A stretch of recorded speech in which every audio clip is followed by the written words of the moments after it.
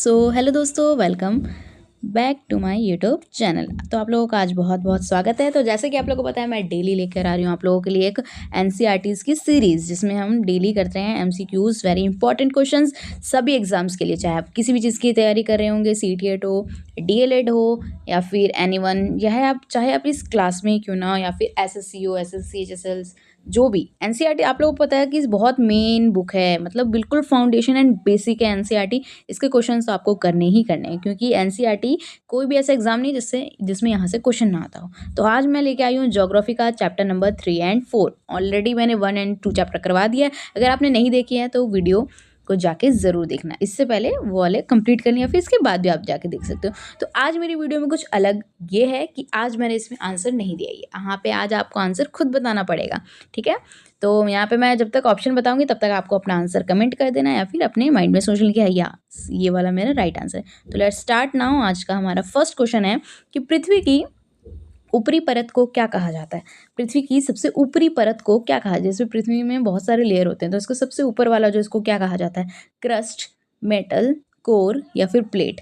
तो इसका right answer हमारा क्या हो जाएगा? आई होप आप लोगों ने सोच लिया होगा, तो दे भी दिया होगा। तो इसका राइट आंसर हमारा क्रस्ट है। सबसे ऊपरी परत को हम लोग क्रस्ट कहते हैं, क्या कहते हैं? क्रस्ट। उसके बाद सेकंड क्वेश्चन है हमारा कि पृथ्वी का सबसे भीतरी भाग कौन सा। अब जैसे बहुत सारे प्लेट्स हैं, तो इसका सबसे नीचे वाला जो वो कौन सा है, उसको क्या कहते हैं? सबसे ऊपर वाले को हम लोग क्रस्ट कहते हैं, तो सबसे भीतरी वाले को, सबसे नीचे को क्रस्ट, मेटल, कोर या फिर मैग्मा। तो इसका राइट आंसर हमारा हो जाएगा कोर। हम लोग क्या कहते हैं? सबसे भीतरी भाग को हम लोग कोर कहते हैं, ठीक है। उसका नेक्स्ट क्वेश्चन है क्वेश्चन नंबर 3। पृथ्वी की सबसे पतली परत कौन सी है? पृथ्वी की सबसे पतली परत कौन सी है? जैसे बहुत सारे परत है, तो उसमें पतली भी तो कोई होगी, कोई मोटी होगी, कोई पतली होगी, तो ऐसे ही बताइए सबसे पतली परत कौन सी है? मेटल, कोर, क्रस्ट या फिर प्लेट। तो इसका जो हमारा राइट आंसर हो जाएगा क्रस्ट। सबसे पतली परत कौन सी है? क्रस्ट इसका करेक्ट आंसर है। Next question number 4। चट्टानों का अध्ययन किस विज्ञान में किया जाता है? चट्टानों के बारे में जो अध्ययन किया जाता है किस विज्ञान में? भूगोल विज्ञान में, भू विज्ञान में, मौसम विज्ञान में या फिर खगोल विज्ञान में? चट्टान किस में? हमारा जमीन भू वगैरह पे ही आएगा, तो भू विज्ञान हमारा इसका क्या हो जाएगा? करेक्ट आंसर हो जाएगा। भू विज्ञान में चट्टानों के बारे में अध्ययन किया जाता है। नेक्स्ट है क्वेश्चन नंबर 5। आग्नेय चट्टानें कैसे बनती है? आग्नेय चट्टानें जो है वो कैसे बनती है? अपक्षय से, जमाव से, घिसाव से या फिर ठंडा होने से? तो इसका करेक्ट आंसर है हमारा ठंडा होने से। आग्नेय चट्टानें कैसे बनती है? ठंडा होने से बनती है।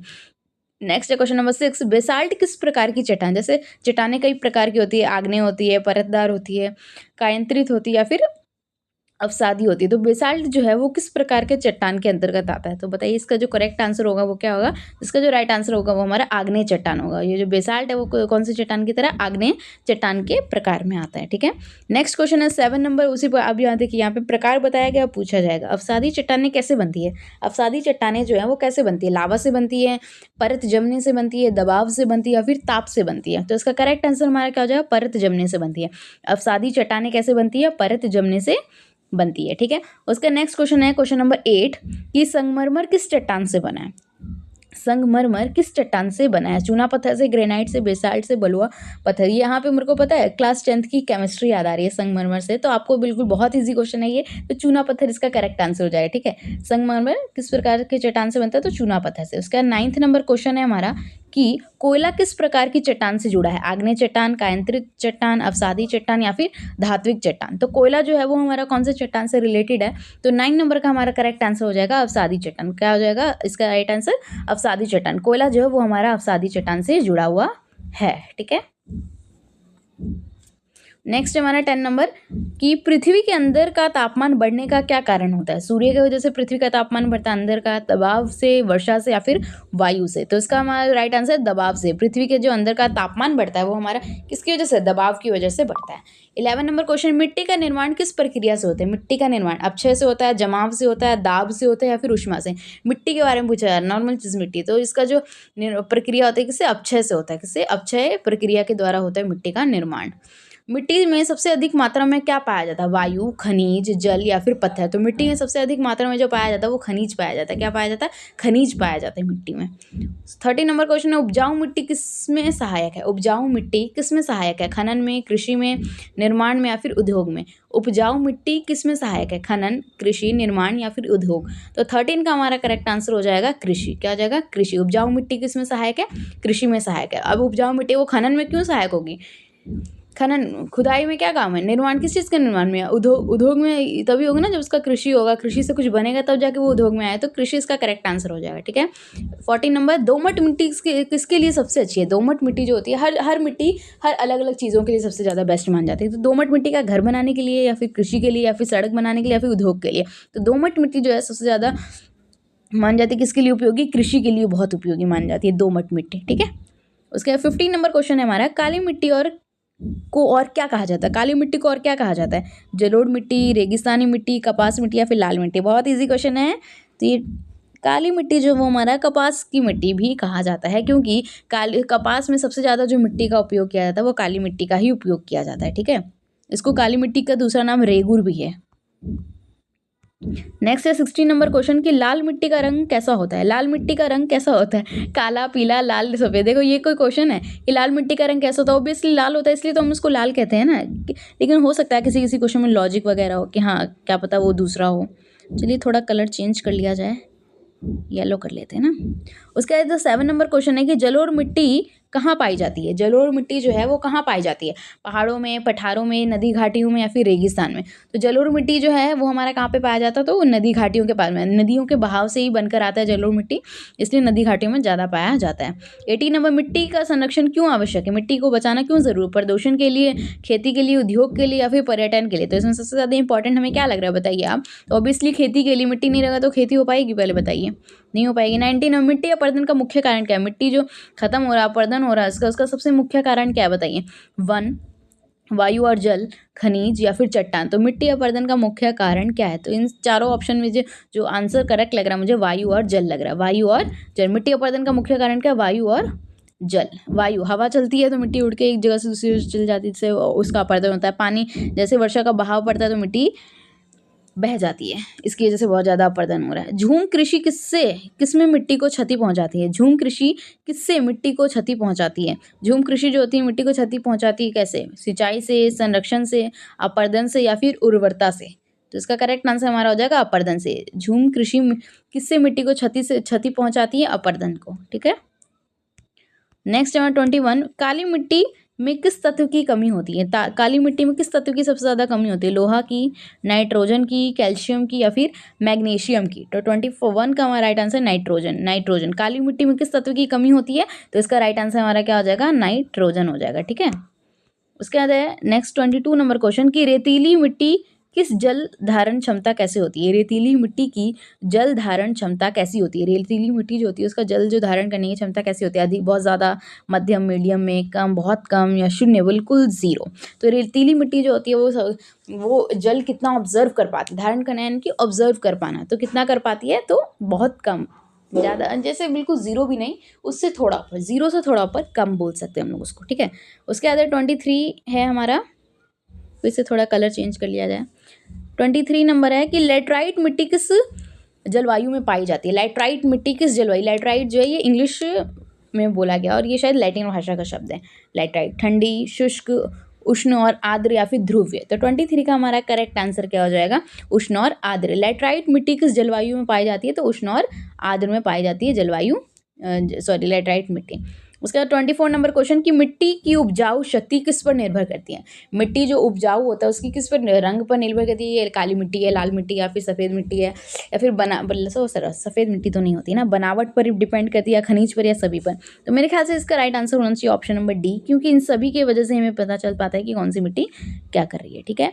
उसके बाद क्वेश्चन नंबर 25 की अपरदन में मिट्टी कैसे प्रभावित होती है? अपरदन जो होता है मिट्टी का वो कैसे प्रभावित होता है? उपज बढ़ती है, उपज घटती है, रंग बदलता है, या फिर तापमान बढ़ता है?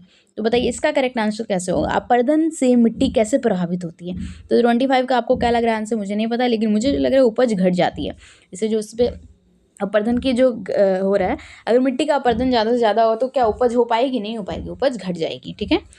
26 पर्वतीय क्षेत्रों में पाई जाने वाली मिट्टी कौन सी है? पर्वतीय क्षेत्रों में जो पाई जाती है, जलोढ़, पर्वतीय, काली, या फिर रेतीली? पर्वतीय क्षेत्र में कौन सी मिट्टी? हमें पता है, हमने तो जलोढ़ के बारे में पहले ही पढ़ा कि वो नदी घाटियों के पास पाई जाती है, तो 26 का ऑप्शन नहीं तो वैसे ही कट जाता है। काली मिट्टी भी नहीं पाई जाती है, रेतीली भी नहीं है, तो उसका करेक्ट आंसर जो हो जाएगा वो हमारा पर्वतीय क्षेत्र में पर्वतीय मिट्टी ही पाई जाती है। 27 नंबर क्वेश्चन कि मिट्टी को बचाने के एक उपाय क्या है? वनों की कटाई, अधिक सिंचाई, वृक्षारोपण या फिर झूम कृषि। मिट्टी को बचाने का एक उपाय जो मेरे को इसमें से लग रहा है राइट आंसर वो है वृक्षारोपण। जितना ज़्यादा हम वृक्ष को रोपेंगे उतना ज़्यादा मिट्टी को बचाने का एक उपाय हमें मिलेगा। उसके नेक्स्ट है हमारा 28, किस मिट्टी में कपास की खेती होती है। मैंने इससे पहले ही कहा कि काली मिट्टी, तो इसका तो ऐसे ही आंसर आप लोगों को पता होगा। 29, मिट्टी में रहने वाले जीव क्या कहलाते हैं।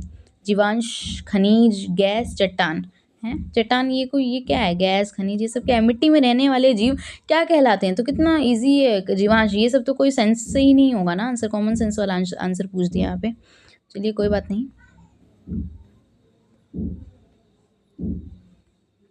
22 हो गया ना।